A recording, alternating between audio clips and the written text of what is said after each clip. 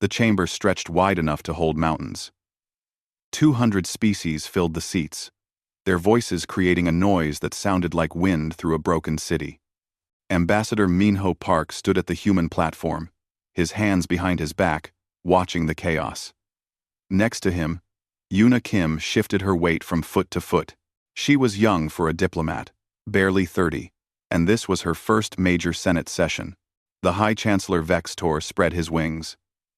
They were golden and enormous, catching the light from the chamber's artificial sun. When he spoke, his voice boomed through every translator in the room. The vote is final. All member species will contribute 40% of their industrial capacity to the Galactic Defense Initiative. No exceptions. No delays. No Burfenti. No Burfenti. Minho pressed the button on his platform. A soft chime rang out, requesting permission to speak. Several senators groaned. One laughed openly. The humans wish to speak again, Vextor said. His beak clicked in what might have been amusement. Very well. Ambassador Park, you have 2 minutes. Minho stepped forward. His voice was calm and clear. High Chancellor, esteemed members of the Senate, humanity cannot agree to this treaty, as written. We are willing to contribute 20% of our industrial capacity. We believe this is fair and reasonable. However, we must request 3 amendments. Amendments, Senator Grawl repeated. The reptilian creature's scales rippled with colors that Minho's translator marked as mockery. The newest species in the Senate wants to change our laws. First, Minho continued, ignoring the interruption. We request an exit clause. Any species should be able to leave the agreement with proper notice. Second, we request an oversight committee to ensure the resources are used as promised. Third, we request that no military forces be stationed on member worlds without explicit permission from that world's government. The chamber erupted. Laughter bounced off the walls. Yuna's face turned red. But Minho remained still. Exit clause, someone shouted. As if this were a business deal. Oversight committee, another voice called. Do they not trust us? High Chancellor Vextor raised one wing for silence. It took a full minute for the noise to die down. Ambassador Park, let me explain something to you. Perhaps in your short time among the stars, you have forgotten how things work. The Senate is not a negotiation. It is a unified body. We vote. We decide. We act as one. With respect, High Chancellor, we are not one. We are 200 different species, with 200 different needs. And yet only one species seems unable to understand basic cooperation, Grawl said. His tongue flicked out, tasting the air. Tell me, Ambassador, do humans even have enough industrial capacity to matter? From what I have seen, your species builds small things, computers, medical supplies, tools. You are not a manufacturing power, like the Draxians or the Korvax. More laughter. Minho noticed that not every species was laughing. A few ambassadors looked uncomfortable, but most were either chuckling or looking bored. We contribute what we can, Minho said simply. Humans needed rescue from their own star system, Vextor said. His tone was not quite cruel, but it was close. Your species was confined to one world, using chemical rockets, killing each other over resources. We gave you faster-than-light travel. We gave you clean energy.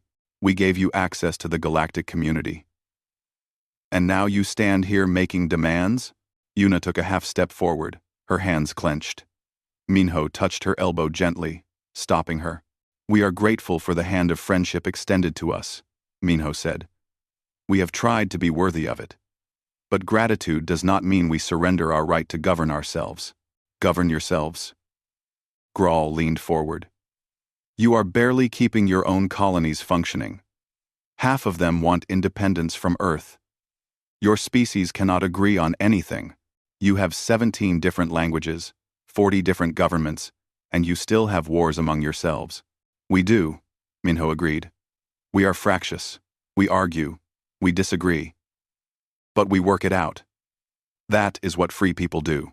Free people, Vextor repeated. Such a human concept. Let me be clear, Ambassador. The vote has passed. 187 species have agreed. Only one has disagreed. You are outvoted. The treaty is law. Minho stood silent for a long moment. The chamber waited. Yuna looked at him, her eyes asking what they would do now. Then, humanity must respectfully decline to comply, Minho said. The silence lasted perhaps 3 seconds. Then the laughter came again, louder than before. Decline to comply? Graal's colors shifted to bright orange.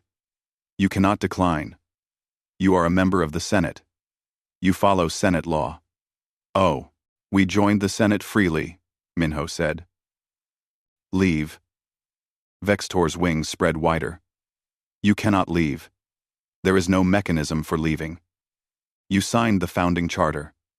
Quote, a charter written by species who believed no one would ever want to leave, Minho said. He gathered his papers, sliding them into a simple folder. We find that concerning in itself. If you leave, you lose everything. Another senator called out. No trade rights. No defense agreements. No access to Senate space. We understand, Minho said. Your colonies will be isolated, Graal added. Your ships will have no safe harbors. Your people will have no protection. We survived for thousands of years with no protection but our own, Minho said. He turned to Yuna. Ambassador Kim, please signal our delegation. We are leaving. Yuna pulled out her communicator, her hands shaking slightly. But her voice was steady. All human personnel. Begin departure protocols. Effective immediately. You are making a terrible mistake, Vextor said, but he was no longer laughing. The galaxy is dangerous. You need us. Minho looked at the High Chancellor. His face showed no anger, no fear, no pride, just calm certainty. Perhaps we do. But we would rather face danger as free people than live in safety as subordinates. Good day, High Chancellor. Esteemed senators. Humanity wishes you well. He walked toward the exit. Yuna followed. Their footsteps echoed in the sudden quiet. They will come crawling back within a month, someone said. The laughter returned. But it sounded forced now. Minho and Yuna reached the great doors of the Senate chamber. As they passed through, Yuna whispered, Did we just end humanity's place in the galaxy? No, Minho said quietly. We just found out what it is really worth. Behind them, the Senate returned to its business. The human seats sat empty for the first time in 80 years. No one seemed to notice. Captain Doyun Choi received the order at 0300 ship time. He was sitting in his quarters aboard the HSS Incheon, reviewing patrol reports from the Outer Rim. The message came through on secure channels, flagged with the highest priority code. All human military vessels are to withdraw from joint operations immediately. Return to Sol System. Acknowledge receipt. Doyun read it twice. Then he called his first officer. Wake the crew. Plot a course home. We leave in 2 hours. Sir, we are scheduled to patrol Sector 7 for another 3 weeks. Not anymore. Get everyone ready. And do it quietly. No announcements to the station. Within 2 hours, every human ship in the sector had vanished. They did not file flight plans. They did not say goodbye to their alien counterparts. They simply powered up their drives and left. The other species woke up to find the human ships gone, leaving only empty docking berths and cancelled patrol routes. On the research station Kepler 9, Dr. Hana Lee was packing her equipment when her Traxian colleague walked in. His tentacles waved in confusion. Hana, what are you doing? We are in the middle of the pulsar analysis. I am sorry, Vexnar. I have to go. We all have to go. Hana sealed another container of her personal research. The data is all in the shared drive. You can continue without us. Continue? Your team makes up half the research staff, and the analysis algorithms are all coded by your people. We cannot just continue. You will figure it out, Hana said gently. She touched his shoulder with one hand. You are brilliant scientists. You do not need us. But Vexnar's skin turned pale blue, which meant worry. This is about the Senate vote, is it not? Hana, please. That is politics. We are scientists. We do not have to be involved in that. Everything is politics in the end, Hana said. She picked up her last container. Take care, my friend. Maybe someday, we can work together again. Unquote. Unquote. She left him standing in the laboratory, surrounded by equipment that half his team no longer knew how to operate. Across the galaxy, the same scene played out in different ways. Human traders canceled contracts. Human engineers left construction projects. Human teachers packed up their classrooms on exchange stations. Human doctors closed their clinics. No one made speeches. No one complained. They simply left. On the trading station New Horizon, Jiwan Kang was meeting with a Korvax trade minister. I am very sorry, Minister Tolax, but we cannot fulfill the contract for medical supplies. We are canceling all agreements outside human space. Tolax's multiple eyes blinked in sequence. Cannot or will not. We have a binding contract. Cannot, Jiwan said. Force majeure clause. Political circumstances beyond our control. You will receive a full refund for any prepayment. A refund does not help us. We need those antibiotics. The plague season starts in 2 months. Your factories produce 60% of what we need. I understand. I truly do. But our government has made its decision. Jiwan stood and bowed slightly. I wish you the best in finding another supplier. There is no other supplier. Tolax's voice rose. Not at that volume. Not at that price. What are we supposed to do? But Jiwan was already walking away. Behind him, Tolax stared at the cancelled contract on his screen, realizing that his world had a serious problem and no solution. The Senate noticed after 3 days. Suddenly, embassies were empty. Trade offices were closed. Human ships were not answering calls. Ambassador Yuna Kim, who had stayed behind to handle the transition, met with the Senate secretary. Where is everyone? The secretary demanded. We have 17 diplomatic requests waiting for human response. There are trade disputes that need human mediators. There are technical support requests from 4 different worlds. Everyone has gone home, Yuna said calmly. Gone home? Just like that? Yes, just like that. The secretary, a tall being covered in soft fur, sat down heavily. This is childish. This is irresponsible. You cannot just walk away from your obligations.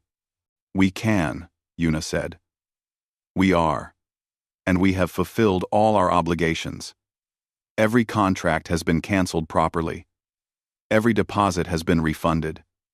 Every project has been documented. We have broken no laws, except the Senate vote, the treaty. We decline to follow an unjust law. That is not the same as breaking it. You will regret this, the secretary said. His voice was hard now. The Senate will issue sanctions, trade embargoes, travel restrictions. That is your right, Yuna said. She placed a data chip on the desk. This contains all the access codes for the embassy systems, all pending files, and all records you might need. The building is yours. Humanity thanks the Senate for 80 years of cooperation. She turned to leave. Ambassador Kim, the secretary called. She stopped. Why are you doing this? Really, the treaty would not have hurt you. 40% industrial capacity is nothing for a species as small as yours. Yuna looked back at him. It is not about the percentage. It is about being told what to do, without being asked what we think. It is about being laughed at when we ask for basic dignity. It is about being called children when we request respect. We never called you children. High Chancellor Vex Tor did, in front of the entire Senate, and everyone laughed. Yuna's voice stayed calm, but something cold lived in it now. We will not stay where we are not respected. It is that simple. She walked out. The secretary sat in the empty office, surrounded by furniture humans had used for 8 decades. For the first time, he wondered if maybe the Senate had made a mistake. The Senate issued a formal demand 3 days later. A strongly worded declaration that humanity must return to negotiations immediately. That their withdrawal was illegal and would have consequences. That they were behaving like spoiled children throwing a tantrum. Earth's response came 6 hours later. It was 1 sentence long. Humanity respectfully declines. We wish the Senate well. High Chancellor Vextor called an emergency session. This is unacceptable. We must show them they cannot simply ignore us. Propose sanctions. Trade embargoes. Something to bring them back to reality. But Senator Grawl, who had mocked humans so easily before, now looked uncertain. High Chancellor, before we do that, perhaps we should assess the actual impact of their withdrawal. It has only been a week. How much damage can they really do by leaving? They are a minor species, Vextor said. Their contribution was minimal. We will barely notice they are gone. The Senate agreed. They passed a resolution condemning humanity's childish behavior and moved on to other business. They would not realize their mistake for another month. 6 months passed like water through fingers. The Senate continued its work, passing laws and managing the galaxy. No one talked about the humans anymore. They had become a story people told, about a stubborn species that left and would surely come back begging soon. Then, the plague season hit Luxara. Minister Tolax stood in the medical center, watching doctors try to treat patients with medicine that was not working properly. The antibiotics they had managed to buy from non-human suppliers were weak, less effective. Patients who should have recovered in days were taking weeks. Some were dying. Why are these not working? Tolax demanded. The chief doctor, an elderly Luxaron with tired eyes, held up a vial. Because these are made with helioxa compound. The human antibiotics used Medixon 7. The molecular structure is similar but not identical. Medixan 7 works better against our biology. Much better. Much better. Much better. Then why did we not buy Medixan 7? Because only humans manufacture it. They invented it specifically for carbon-based species. With our type of cell structure. No one else makes it. Argon. Tolax felt something cold in his stomach. How many other medicines did they make? The doctor pulled up a list on his screen.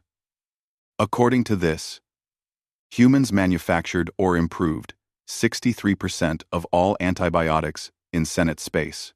They also made most antivirals, about half of surgical equipment, and nearly all of the advanced diagnostic tools.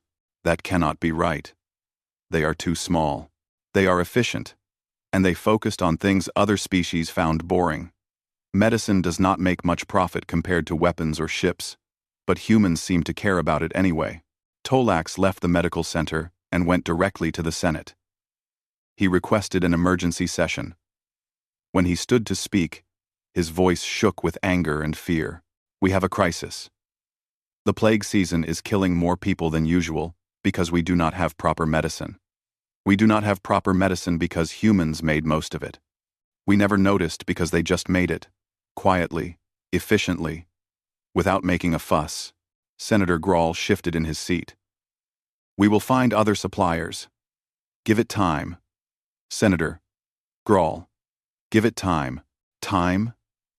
People are dying now. And it is not just medicine. Tolax pulled up a chart. Humans manufactured 73% of all faster-than-light drive components, 81% of advanced computer processors, 65% of energy conduits. They were not a minor species. They were holding up the infrastructure, and we never even noticed. Access. The Senate chamber went very quiet. High Chancellor Vextor stood. This is an exaggeration.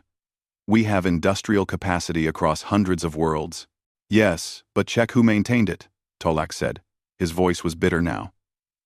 Check who designed the systems. Check who wrote the code that runs the trade networks. Check who updated the navigational databases. It was humans. Always humans. Doing the boring work. The invisible work. While we built weapons and argued about territory. Over the next weeks, the reports came in like a slow flood. Each one worse than the last. The Korvax energy grid suffered cascading failures. Human technicians had always maintained the quantum stabilizers that kept the grid balanced. Without them, power outages were becoming common. The Korvax engineers tried to fix it themselves, but the systems were complex, human-designed, human-maintained.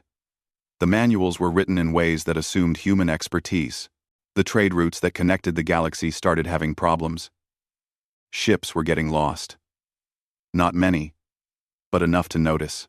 The navigational database that everyone used was updated weekly with new hazard information, gravitational shifts, and route optimizations. Humans had run that database. Now, it was 6 months out of date. Space was big and dangerous, and outdated information killed people. Pirate attacks increased by 40%. No one understood why until someone checked the patrol patterns. Human ships had been covering 17% of Senate space. Not with big warships or aggressive tactics, just with quiet, constant presence. They patrolled the empty regions, the boring sectors, the places where nothing important happened. Except now, pirates knew those places were unguarded. Senator Grawl called a private meeting with his advisors. Find out exactly what we lost when the humans left. All of it. I need to know how bad this is. 3 weeks later, his head advisor presented the report. She was a small Traxian named Vesa, and she looked frightened. Senator, it is worse than we thought. Humans were involved in some way with 72% of all supply chains in Senate space. Not as the only supplier, but as a critical link. They made the parts that other species use to make their products. They refined the materials. They ran the logistics networks. They were everywhere. And we never noticed, because they never made noise about it. How did this happen? How did one species become so embedded? Because they were good at it, and cheap, and reliable. Other species focused on prestigious work, weapons manufacturing, starship building. Humans took the contracts no one else wanted: medical supplies, computer chips, maintenance equipment. All the boring things that keep civilization running. Medical supplies. Grawl felt old suddenly. Very old. Can we replace them? Eventually. But it will take years. Maybe decades. And it will cost more.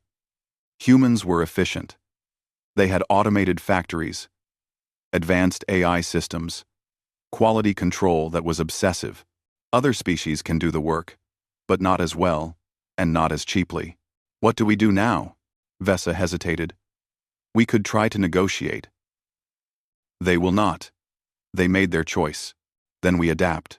We suffer. We rebuild. What other choice do we have? Ah. Grawl dismissed her and sat alone in his office. On his desk was a medical report from his homeworld. The hospitals were running low on supplies. His grandson needed surgery. But the hospital was waiting for proper equipment. Equipment that humans used to make. He had laughed at Ambassador Minho Park, called humans insignificant, said they barely mattered. Now his grandson might die because humans had left, and Grawl had never realized how much they mattered. The Senate sent another delegation to human space. This time, not with demands but with a request for talks. The delegation waited at the border of human territory for 3 days. Finally, a human patrol ship arrived. The captain was a young woman named Narration. She listened to the delegation's speech about cooperation and mutual benefit. Then, she spoke calmly. Humanity appreciates your interest in resuming relations. However, we are currently focused on internal development and relationships with non-Senate species. We wish you well in your endeavors. Please leave human space within 24 hours. But we need to discuss. There is nothing to discuss. You made your position clear. We made our choice. Both sides should respect that. The delegation returned to Senate space empty-handed. High Chancellor Vex Tor received their report in silence. For the first time since humans left, he wondered if they were coming back at all. And if they did not, what would the galaxy become? 1 year after humans left, the Galactic Defense Initiative launched its first major operation without them. The Draxian horde had been raiding outer colonies for months, growing bolder with each attack. The Senate decided to show strength. 200 ships from 30 different species gathered at Rally Point Gamma. Admiral Vex's Corps, brother to the High Chancellor, commanded the fleet. He was confident. The Draxians had perhaps 60 ships. The Senate had 200. The math was simple. The battle lasted 4 hours. 23 Senate ships were destroyed, not by the Draxians, by each other. The Korvax battleship Destiny fired on what it thought was a Draxian cruiser.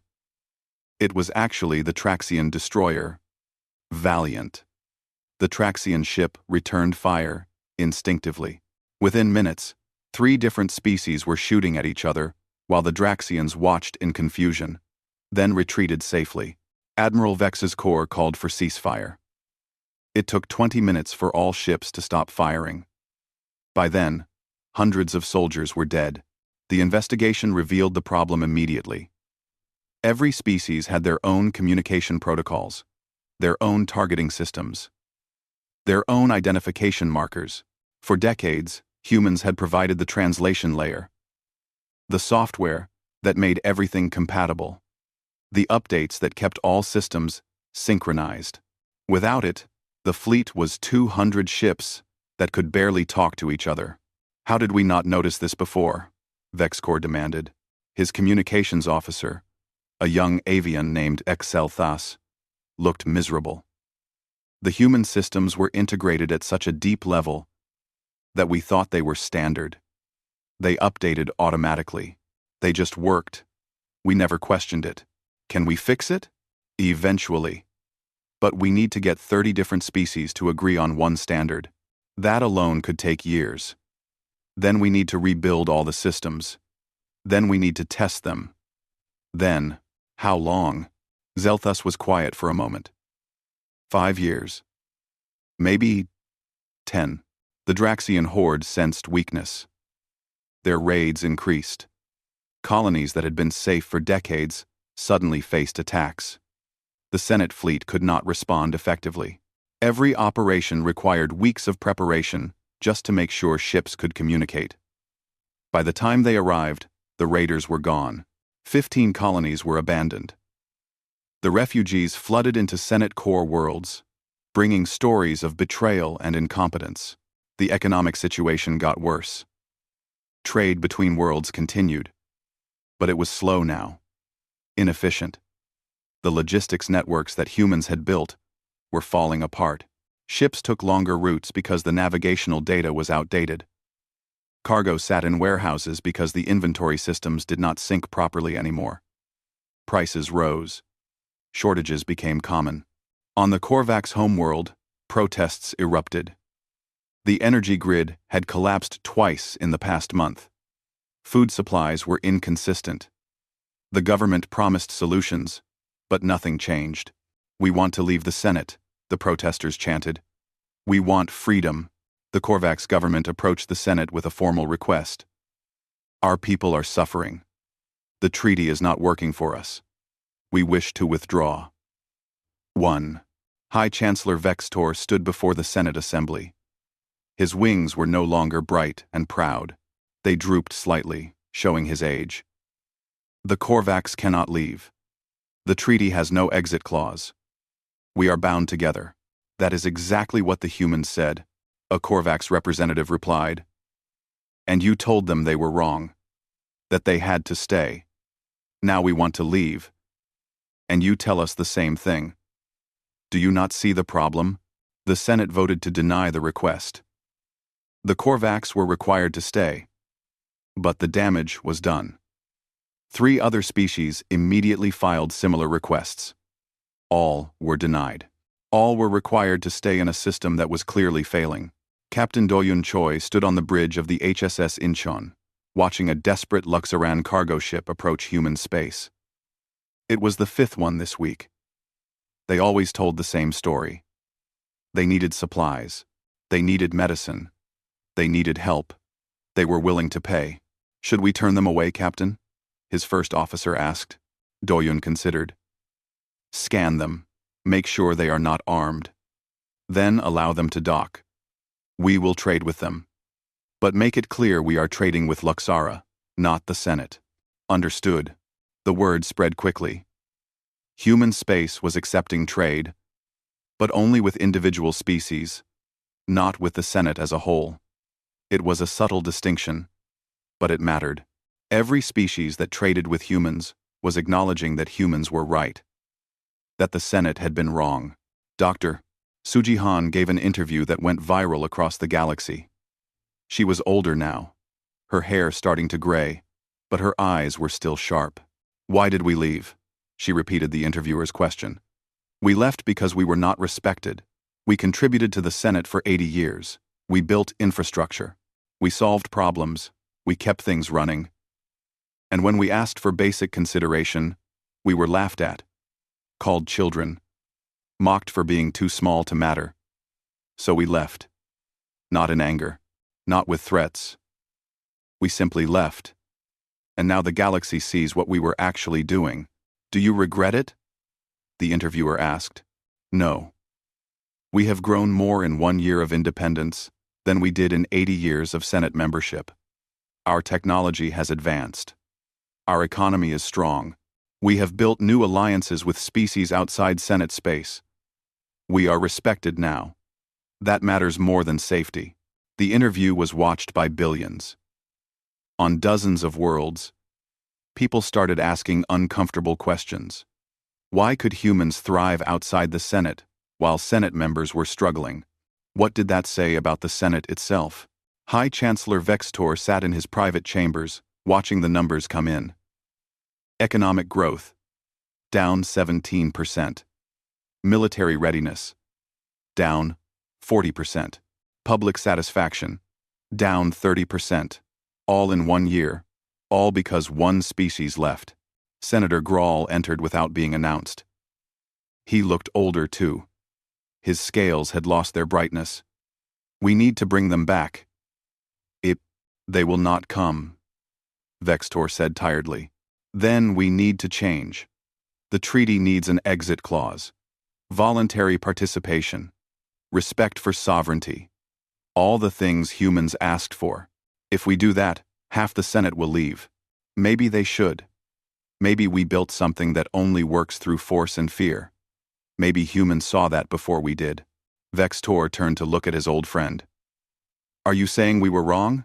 I am saying I mocked Ambassador Minho Park for asking for dignity. Now, my people are suffering because we could not give it to him. Yes, we were wrong. The question is whether we can admit it. The Senate held an emergency session.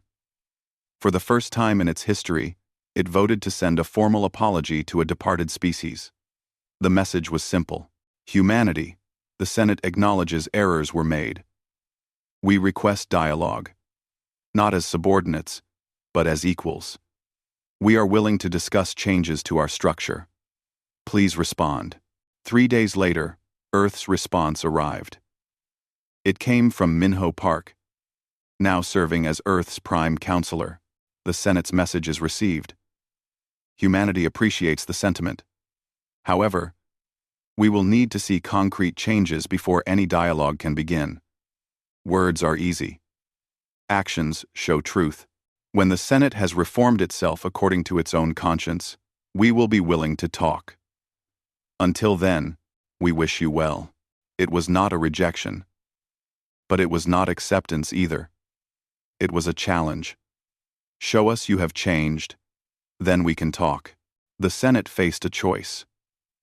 Change everything they had built over centuries, or continue as they were, watching their civilization slowly crumble. For the first time in galactic history, the Senate realized they might not have the power they thought they did. 2 years after the humans left, 17 species walked out of the Senate. They did not ask permission. They simply filed formal notices and departed. The Senate tried to stop them. But what could they do? Send warships? That would prove the humans had been right all along. The 17 species gathered in neutral space. They sent a message to Earth. We wish to form a new association. One based on voluntary cooperation. We would be honored if humanity would join us as a founding member. Minho Park, now older and gray at the temples, read the message carefully. Then he called a meeting of Earth's council. Yuna Kim was there, along with Doyun Choi, Hana Lee, and a dozen others. They want to start over, Minho said. They want to do it right this time. Do we trust them? Doyun asked. His years in command had made him cautious. Trust is earned, Hana said. But everyone deserves a chance to learn from mistakes. Yuna, now Earth's senior diplomat, looked at the names on the list. These are the species that treated us fairly. The Luxarans always traded honestly. The Korvax respected our science. The Traxians were good friends. If we are going to build something new, these are the right partners. What do we call it? Not a Senate, Minho said firmly. Not an empire. Not a federation. Something new. They settled on the Free Trade Coalition. Not because they only cared about trade, but because trade required trust. If you could trade freely, you could do anything together.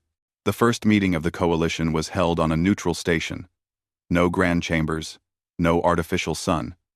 Just a simple meeting room with representatives from 18 species sitting around a table. Minho spoke first. We are here because the old system failed us. It failed because it was built on force and hierarchy. We want to build something different. Something based on 3 principles. First, voluntary participation. Any member can leave at any time. Second, equal voice. Big species and small species have the same vote. Third, sovereignty. No member can be forced to do anything by the others. We cooperate because we choose to, not because we must. The Luxaran representative, Minister Tolax, nodded. We have learned the cost of forced cooperation. It breeds resentment and weakness. We agree with these principles. It took 3 months to write the new charter. Every word was debated. Every clause was questioned. But in the end, they had something that everyone could agree to. Something fair. The coalition grew slowly. 20 species, then 30, then 50. They came because they saw what the coalition had that the Senate did not. Freedom, respect, genuine cooperation. The Senate watched this happen with growing alarm. Their membership was dropping. Their economy was struggling. Their military was ineffective. And just across the border, the coalition was thriving. High Chancellor Vextor was forced to resign.